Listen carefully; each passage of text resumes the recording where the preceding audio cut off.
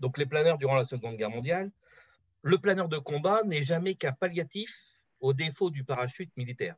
Ce sont deux branches d'une même arme régies par la même tactique. En clair, ce sont les parachutistes. Soit ils arrivent en parachute, donc largués d'un avion, soit ils arrivent en planeur.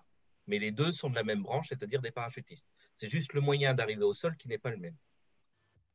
Le but des troupes aéroportées, je vous rappelle que c'est d'œuvrer sur les arrières de l'ennemi en ouvrant un nouveau front.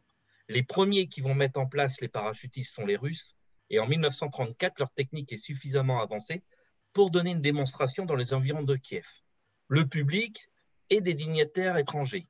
La démonstration de Kiev fait une excellente impression vis-à-vis des Français, mais surtout des Allemands.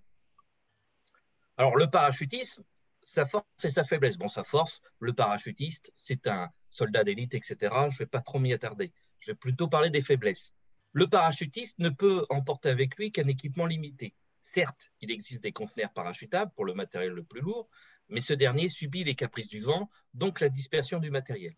Les avions qui transportent les parachutistes sont bruyants, donc au niveau de la discrétion, ce n'est pas top. Puis, les parachutistes peuvent être dispersés dans une zone, comme on peut le voir en Normandie lors du débarquement le 6 juin 1944, la nuit du 5 au 6, pardon. Le planeur de combat, lui, va apporter un grand nombre de solutions aux faiblesses des parachutistes. Il arrive silencieusement sur l'objectif. Grâce à sa capacité à planer sur une longue distance, il permet aux remorqueurs de larguer bien loin, donc de ne pas tirer l'attention.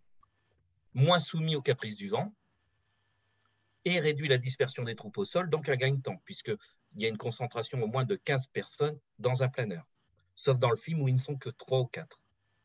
De construction légère, il reste très vulnérable au tir de l'ennemi.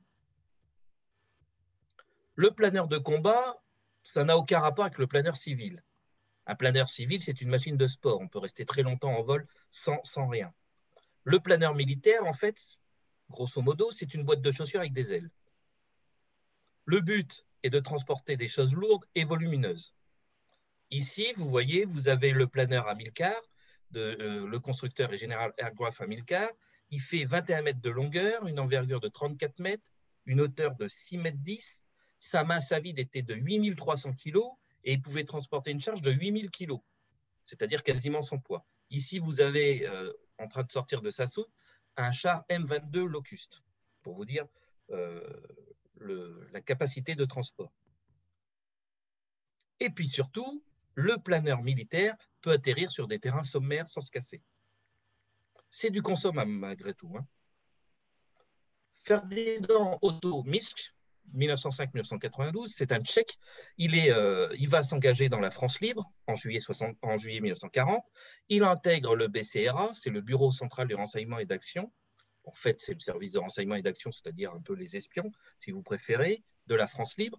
En 1946, il va sortir un livre qui s'appelle Paratroupes, et il préfère réserver les planeurs au transport du matériel et laisse les hommes sauter en parachute pour des raisons d'économie et de sécurité. Pour lui, la construction des planeurs doit être aussi peu coûteuse et rapide que possible. Leur aménagement doit permettre un chargement et un déchargement dans les plus courts délais. Alors, il faut aussi des remorqueurs. Un planeur civil, pour ceux qui ont déjà fait du planeur, ça décolle tracté soit par un petit avion ou tiré par un treuil jusqu'à une altitude favorable d'environ 500 mètres. Le planeur de combat, lui, comme il est quand même très lourd, utilise un remorqueur plus costaud, d'anciens bombardiers multimoteurs par exemple, ou encore le C-47. Voir la conférence de la semaine dernière sur la restauration d'un Dakota de Benoît de Mulder. Vous en avez un là qui est tracté, un DC-3 qui tracte un C-47, qui tracte un planeur britannique. Et ce qu'on voit aussi dans le film, c'est dit en passant. Pendant le film, on voit un moment où un C-47 est en train de tracter un Horsa. Cependant, les Britanniques, eux, refusent de céder leurs précieux bombardiers pour tracter des planeurs. L'état-major décide donc d'utiliser le Armstrong Whitworth Whitsley, bombardier aux capacités limitées, que vous voyez ici en photo, mais qui est disponible en grand nombre. Il va aussi être utilisé pour larguer des parachutistes. Pour cela, ils vont enlever la tourelle de défense ventrale, ils vont la démonter, ils vont créer un trou dans le plancher, d'où sautent les paras. Chez les Américains, plusieurs avions vont être testés, mais c'est le P-38 qui sera élu meilleur avion remorqueur. Mais l'Air Corps jugera qu'il y a mieux à faire avec ce chasseur ultramoderne et décide d'utiliser le Dakota. Alors, on a les planeurs, il faut trouver les pilotes. Donc des planeurs écoles aussi et des planeurs d'entraînement. Alors les Anglais disent on va demander un don aux propriétaires de planeurs. Ainsi, certains propriétaires vont être enrôlés dans l'armée comme pilotes instructeurs. Ils vont passer la guerre à former des élèves sur leurs propres machines. Quant aux Américains, eux, ils décident de transformer des avions de tourisme en planeurs écoles en leur retirant le moteur. Vous pouvez bien imaginer que cela a posé quelques problèmes. Quant aux Allemands, le vol à voile a une grande place dans la survie de l'aviation allemande pendant l'entre-deux-guerres. Ici, vous avez un B-05, c'est un planeur de course de 1937, avec une vitesse de 228 km/h. Lors des JO de 1936 à Berlin, le sport de démonstration pour les JO choisi par le pays organisateur, car représentant au mieux sa culture, est le vol à voile. Le vol à voile sera inscrit comme discipline aux JO de 40 à Helsinki. Malheureusement, il n'y aura pas lieu. Les opérations en planeur pour les Allemands. Alors, il y a deux opérations majeures pour les Allemands en planeur, c'est Eben Emael en mai 40 et la bataille de Crète du 20 au 31 mai 41. Je vais vous parler un petit peu d'Eben Emael. Les planeurs d'école de Cologne aux alentours de 3h30 du matin pour une attaque minutée à 4h25 heure allemande. Pour assurer la navigation de nuit, ils mettent un dispositif spécial jusqu'à la frontière belge. En fait, ils mettent des projecteurs qui éclairent la route des avions de Cologne à Hagen. Le trajet de 72 km en terre allemande est réalisé en 32 minutes à 2600 mètres d'altitude. Mais la formation est beaucoup plus lente que prévu à cause du poids des planeurs.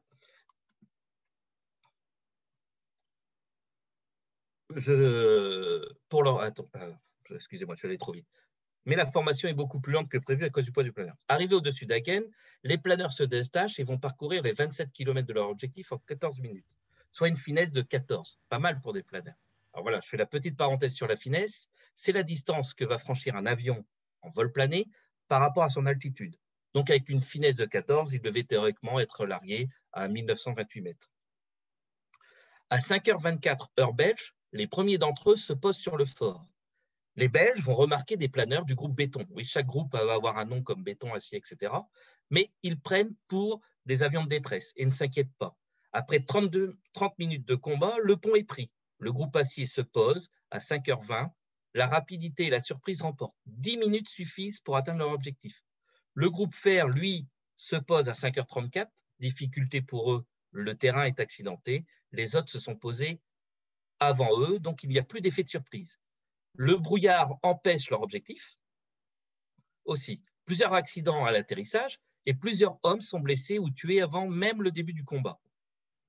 Échec pour le groupe. Le dernier groupe Granit attaque directement le fort.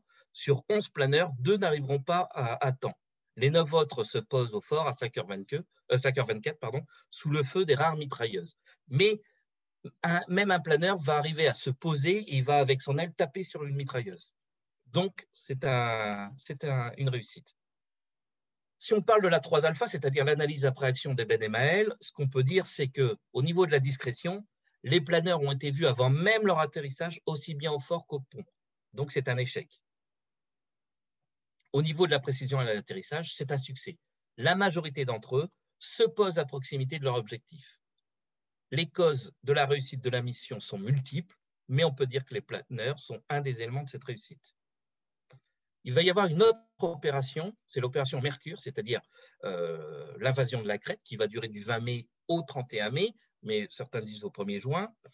C'est la première fois qu'une conquête d'un territoire est confiée à la seule aviation. Victimes d'ennuis durant le voyage, plusieurs se sont perdus en route à cause de la rupture du câble de remorquage. Les planeurs sont pris sous le feu de la DCA ennemie, du fait de leur lenteur et sans la protection de l'effet de surprise. Ils sont des cibles faciles, plusieurs sont abattus et beaucoup d'autres compteront des blessés à leur bord. Plusieurs planeurs ne trouvent pas leur objectif et doivent se poser là où ils le peuvent, avec un terrain fort peu propice. Rapidité et efficacité. On peut dire que les opérations allemandes en Méditerranée démontrent que le planeur est capable de se poser très vite et de neutraliser dans les délais les plus brefs un objectif. On peut dire que c'est positif. Au niveau de la vulnérabilité et la surprise, le besoin impératif de la surprise, la vulnérabilité au coup de l'ennemi, le besoin d'un terrain d'atterrissage favorable. C'est un échec. Hitler décide à l'issue des opérations allemandes en Méditerranée de ne plus lancer d'opérations aéroportées de grande envergure. Les parachutistes serviront comme unité d'infanterie d'élite. Ils l'ont très mal supporter. Au niveau des Anglais, il est issu de la spécification X26/40 de décembre 40 et doit emporter 25 hommes. C'est ambitieux, il n'existe à cette époque aucun planeur capable de cette prouesse. Le Horsa, que vous voyez ici en photo, son prototype vole pour la première fois le 12 septembre 41. Il mesure 27 mètres d'envergure pour 21 mètres de long et presque 6 mètres de haut. Il peut emporter théoriquement 25 soldats équipés ou une Jeep avec un canon. Aile haute, train tricycle. Il y aura 1600 exemplaires de construits à la fin 1941. Les Anglais sont très forts dans l'histoire, c'est qu'au lieu de confier la production à des entreprises d'aviation, la production est confiée aux petites entreprises travaillant le bois, comme les fabricants de meubles. On a même vu des fabricants de cercueils afin de soulager les grandes firmes qui se concentrent, eux, sur la production des chasseurs et des bombardiers. Cela réduit aussi la vulnérabilité de l'outil industriel pour la construction des avions. Alors, ce Horsa, il a une vaste porte, comme vous pouvez le constater sur la photo de gauche, où on peut embarquer une Jeep. La partie arrière peut se séparer du fuselage, comme vous pouvez le voir ici. Il est construit en bois, comme vous pouvez voir ici l'intérieur, donc interdit de fumer, évidemment. Et surtout, il est bon marché. Les Anglais vont l'utiliser pour la première fois lors de l'opération Frishman en Norvège en novembre 1942. Le premier engagement des planeurs donc, a lieu le 19 novembre 1942 dans la région de Telemark, en Norvège. Cette opération, on l'a appelée aussi la bataille de l'eau lourde après la guerre. Le but, pour mémoire, était de détruire une usine hydroélectrique de la Norsk Hydro à Vemork. C'est à l'époque la seule usine où l'on produisait l'eau lourde. Je vous rappelle, mais là, on est à l'ENAC, vous devez le savoir, c'est une substance qui ralentit la réaction des atomes dans une pile nucléaire qui permet ainsi son contrôle en vue de la production d'une bombe atomique. Les Anglais vont mettre 2 planeurs Horsa, 2 groupes de 15 hommes dans chaque Horsa. Le planeur décolle à 17h50, le premier, le deuxième à 18h10 de l'aérodrome de Skitten en Écosse. 23h40, les nouvelles ne sont pas bonnes.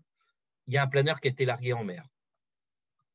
21 novembre, 2 jours plus tard, la radio allemande annonce que 2 bombardiers tractant des planeurs ont été abattus en Norvège. Un tel échec aurait pu remettre en question le programme des planeurs de combat en Angleterre. Mais il n'en fut rien. Le retour d'expérience pour les Anglais et surtout le caractère ambitieux de l'opération, le bénéfice du doute fut accordé aux planeurs, des enseignements sont même retenus, nécessité d'avoir un entraînement plus poussé pour permettre aux pilotes de connaître parfaitement leur machine, le rôle majeur de la météo et la nécessité d'un guidage efficace vers l'objectif. Quant aux Américains, alors les Américains, eux, font une demande publiée le 8 mars 1941 auprès de 11 sociétés. 4 répondent à la demande et présentent dès le mois de juin leur réalisation. Après les essais en vol, c'est la société Vaco, Aircraft Company, qui est retenue. Alors c'est une aile haute, train classique, il repose sur sa queue et non sur le nez comme le Horsa. CG pour Cargo Glider, il fait 25 mètres d'envergure, 15 mètres de long, un peu plus de 3 mètres de haut. 1680 kg de charge, soit plus que son propre poids, permet d'embarquer lui aussi 15 soldats et une Jeep, voire un petit bulldozer chargé par l'avant. Vous l'avez ici en dessin. Et son coût, il coûte entre 15 400 et 25 000 $ en fonction des entreprises. À titre de comparaison, un P-51 Mustang coûtait environ 50 000 $ à l'époque. Il est utilisé la première fois lors de l'opération Husky le 9 juillet 1943, vers 18h. Les premiers des 144 planeurs décollent pour la mission Ladbroke. Ils doivent atteindre la Sicile au milieu de la nuit. Mais la météo est difficile. Un fort vent se lève et vient compliquer une navigation déjà difficile. Il manque le repère de l'île de Malte, mais malgré cela, ils arrivent à trouver leur chemin et abordent la Sicile à peu près à l'endroit convenu. À peine 12 d'entre eux se posent dans une zone voisine. Sur le plan militaire, l'action des planeurs en Sicile est un succès, car les objectifs sont atteints, mais en pratique, ce fut un quasi-fiasco. En effet, en fonction des sources, entre 47 et 72 des 144 planeurs se sont posés en mer. Mais le programme est maintenu quand même. Opération Overlord, Normandie, juin 1944, je vais passer la parole à notre camarade Zach. Alors, donc les paras, effectivement, on les a aussi, les planeurs, on les a utilisés effectivement pour l'opération Overlord, donc en préparation du débarquement en Normandie. Donc la veille, la nuit du 5 au 6 juin 1944. Et en fait, si vous allez en Normandie, comme ça m'arrive de temps en temps pour montrer des vestiges, pouvez aller par exemple au village de Sainte-Mère-Église où il y a le musée Airborne et où en fait se sont posées des divisions aéroportées, ont sauté des divisions aéroportées américaines en prévision du débarquement, donc la 82e et la 101e. Et dans le musée Airborne, vous pouvez admirer tout simplement un planeur Waco dans un des bâtiments du musée Airborne de Sainte-Mère-Église. C'est une opération c'est un lâchage de parachutistes qui n'avait pas extrêmement bien marché au départ, dans le sens où il y avait beaucoup de pertes pour la FLAC et surtout, comme c'était un largage de nuit, les gens avaient atterri assez loin de leurs objectifs. Mais voilà, pas mal d'objectifs avaient réussi à quand même être atteints au final. Et ça a participé au succès de la campagne de Normandie. Donc, campagne de Normandie, les Alliés ont quand même passé 6 semaines dedans. Et ces 6 semaines de combats extrêmement intenses, avec ce qu'on appelle notamment la bataille des haies, où il y a le taux de perte et de tués, c'est un peu le même que sur le front de l'Est, bon, pendant 6 semaines certes. Puis ensuite, vous avez une percée à la fin juillet, ce qu'on appelle l'opération Cobra, avec les troupes américaines qui percent après la percée d'Avranches. Et donc 2 mois plus tard, on a libéré une bonne partie du nord de la France, ainsi que Paris à la fin août. Et donc, voilà, on peut entrevoir la fin de la guerre sur le front ouest, d'autant plus qu'il y a eu le débarquement en Provence. Sauf que les Allemands se sont désormais, à l'approche de l'automne 44, les Allemands se retranchent davantage derrière le Rhin sur la ligne Siegfried. Et donc, il y a une volonté de la part des Alliés, et plus spécifiquement de Maury, le commandant britannique, de contourner la ligne Siegfried et de frapper l'Allemagne directement dans son cœur industriel. Et donc, ça va être l'opération Market Garden. Qu'on parlera tout à l'heure. Voilà, dont on parlera tout à l'heure. Mais voilà, l'opération Market Garden, elle va se nourrir des leçons de la préparation du débarquement en Normandie. Et vous allez avoir un peu d'ailleurs le même genre de circonstances, c'est-à-dire ce sont des terrains difficiles. On utilise les parachutistes pour contrôler des endroits où la circulation est difficile, des marais, des haies, où la circulation repose sur quelques routes et notamment sur quelques ponts. Et il s'agit d'envoyer des paras pour tenir les points de passage, pour empêcher l'acheminement de renforts, puis ensuite pour approfondir les têtes de pont qui vont être établies. Voilà. Je te rends la parole, Nicolas. Merci, Zach. Texte. Donc, je continue. Donc, comme l'a souligné Zach sur l'opération Overlord, ils ont été aussi utilisés lors du débarquement en Provence, mais je ne vais pas m'étendre. Je redonne la parole à Zach sur Market Garden et je lui ai mis une belle petite carte avec les unités